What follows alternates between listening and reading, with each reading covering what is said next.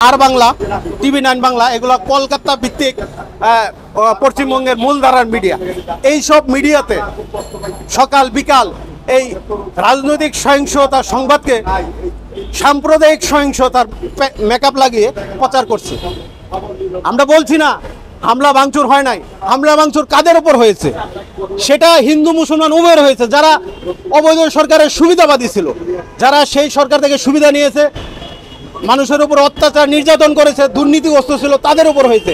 এখানে তো একটা সম্প্রদায়কে লক্ষ্য করা হয় নাই, একটা সম্প্রদায়কে লক্ষ্য করা হয় নাই। কিছু চাটুকারীরা ছিল হিন্দুদের ভিতরে, যারা সুবিধা নিয়েছে, মানুষের উপর জুলুম অত্যাচার নির্যাতন করেছে, তাদের উপর হয়েছে। কাজে এটা সম্পূর্ণ রাজনৈতিক সহিংসতা, এটা সাম্প্রদায়িক সহিংসতা না। এই সাম্প্রদায়িক সহিংসতাদের তকমা লাগিয়ে তারা এই সংবাদ প্রচার করছে।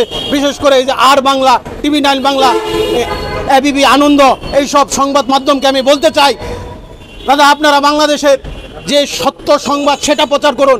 এরকম মিথ্যা সংবাদ প্রচার করে বাংলাদেশের 1.5 কোটি সংখ্যালঘু জনগোষ্ঠীকে, বিশেষ করে হিন্দু জনগোষ্ঠীকে সমতলের আপনারা অরক্ষিত করবেন না, অনিরাপদ করবেন না, প্রশ্নের সম্মুখীন করবেন না। আমরা বাংলাদেশে ভালো আছি, আমরা বাংলাদেশেই থাকবো।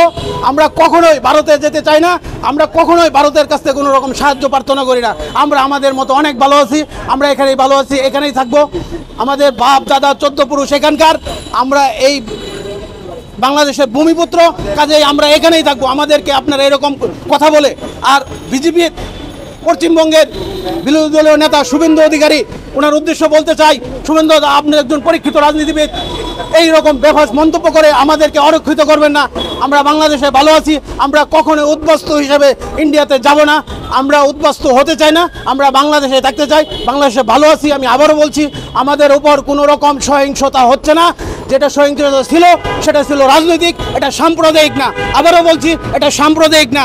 এইরকম বিষাত্মক সাম্প্রদায়িক শব্দ ব্যবহার করে আপনারা কোনো রকম সংবাদ প্রচার করবেন না। এমনকি